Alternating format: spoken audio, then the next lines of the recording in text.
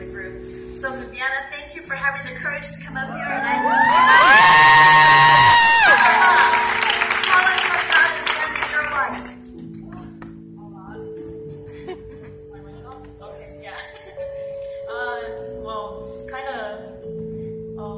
I grew up in a Catholic family, and in my household, it was a broken household. It was filled with domestic violence, drugs, alcohol. Witnessed it all as a kid. And it wasn't until I got to the point where I felt hopeless, worthless, you know, the whole nine, like suicidal tendencies, drugs, addicted to drugs, alcohol. That was me in high school. And it wasn't until recently, February, I've been walking with the Lord since February this year.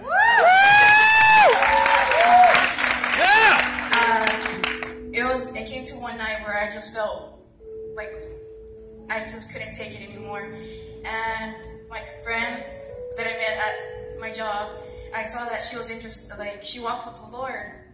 And I just told her one day, I was like, I don't know what to do, but something just told me, just text her. And I just told her, I was like, hey, can you do me a favor? And she's like, yeah, sure, what is it? And I just told her, I was like, you know, I seen your post online, like your trips, like I seen how like invested you're in with the Lord, and I want to know like if you could help me like seek Him as well. Amen. And that same week, she just told me, she's like, come to Bible group, and I was like, no, I don't want to do it, because I was like, I'm ashamed. And she's like, why? I was like, I have tattoos and I have piercings, like I'm not gonna be accepted. And she just told me, she's like, just come. And I remember walking to her house, and I was just stalling the whole entire time. I was like, I don't want to do this, I don't want to do this. And I just walked in, and ever since then, I was just like, okay, like, I'm leaving this all up to you, Lord. Like, do with me what you will. And I dove in head first. Like, I was like, if I'm going to do this, I'm going to do it the right way. Like, dove in deep, you know? Amen. And she never gave up on me, because there was times I was like, no, I don't want to do it. She was like, no, you're going to do it. Push yourself. She never gave up on me. I was like, oh man, like, I have so many like things. She's like, he forgives regardless. And I'm not gonna lie, I've fallen many of times, you know, like as many of us have, like try all of us. All of us I've fallen. Yeah, all of us have. And it wasn't until she told me, she was like, do you want to take level 1? I was like, I'm going to school right now full time. She was like, take it. And I was like, okay, I'm gonna take it. And it wasn't until I heard the audio of the Great Exchange. Oh my goodness. Now, I'm going to slow you down for a second, because some of you are like, what is level 1 and what is the Great Exchange? Level 1 is part of our discipleship process here at The Rock. And the Great Exchange is one of the most incredible teachings about what salvation is. Continue. And it wasn't until I heard where they said, like, He sacrificed Himself due to our debt. I was like, okay, that was it. I was in tears. I was in the parking lot of my school in between breaks listening to it, and I was just crying in my car.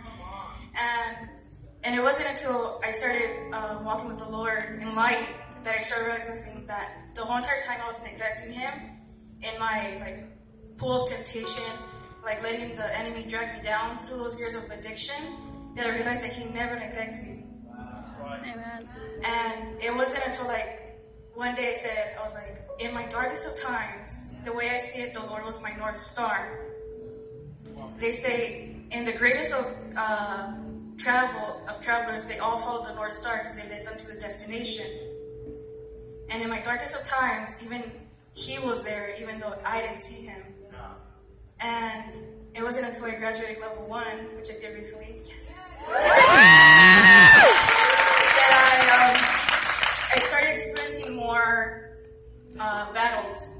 And I remember one time just experiencing this horrible anxiety attack, and I was calling my friend Christine, and I told her, I was like, I don't know if I could do this anymore. I'm like, He has a hold on me and I can't.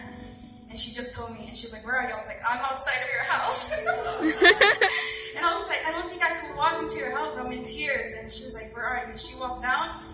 Mind you, I had just gotten out the shower. I was in sweats. I was just a hot mess. And she was like, come into the house. And I didn't expect all of my friends being there.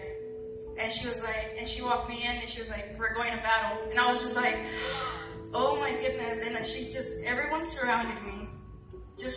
And they're like, do you allow us to put our hands on you and pray over you? I'm like, yes.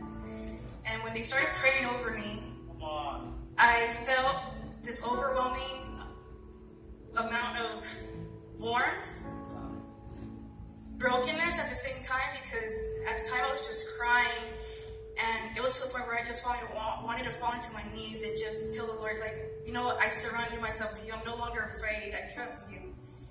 And it wasn't until this week I was reflecting upon my past, and even though it says like your old life is gone, your new life has begun, I reflected upon it, and I remember one night where I was close to overdosing on drugs, and it was basically I was on the brink of death, and I was like, I looked back on it, and I was like, there was no way I was supposed to survive that, you know? Like, I was no way I was supposed to survive that, because the amount of drugs and alcohol I had taken that night, it's like I was not supposed to survive that.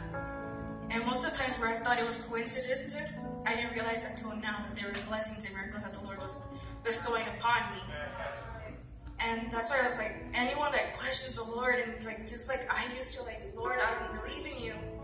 He's showing himself to me in many of ways, whether it was bringing me back to life or just telling me, like, just go the extra mile, just keep on going, I'm there. It's like, never give up. He never gave up on us. Like, he sacrificed himself for us. Amen. Like, what else? Like, who else can you ask? Can you sacrifice yourself for me? Amen. For all that, he sacrificed himself for us, and all the things he went through when he was walking all the way with the cross, when he was up on the cross and they were feeding him vinegar and doing all the things and questioning who he was. Who else can you ask can do that for you? Who else? In the darkest of times, he's our North Star, and even during daylight, even though we can't see him, he's still there. So, yeah, it's pretty amazing. It is really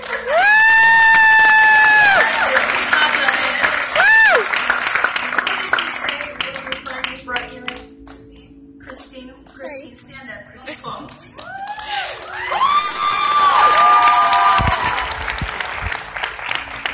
We need a lot of Christines. If you're a guy, Chris's.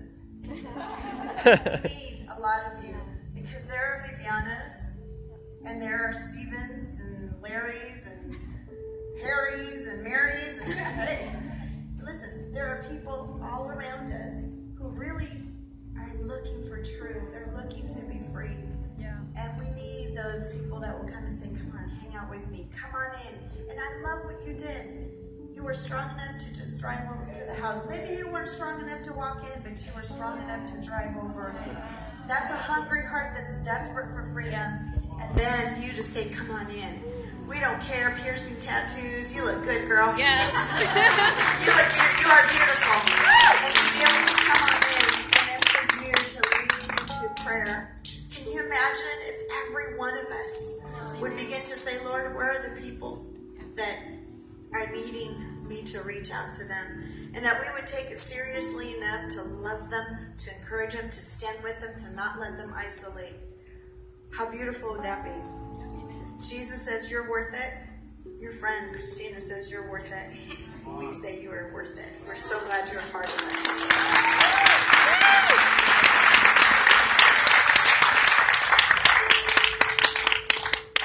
We would love to share testimonies every single week. So if you have something that God has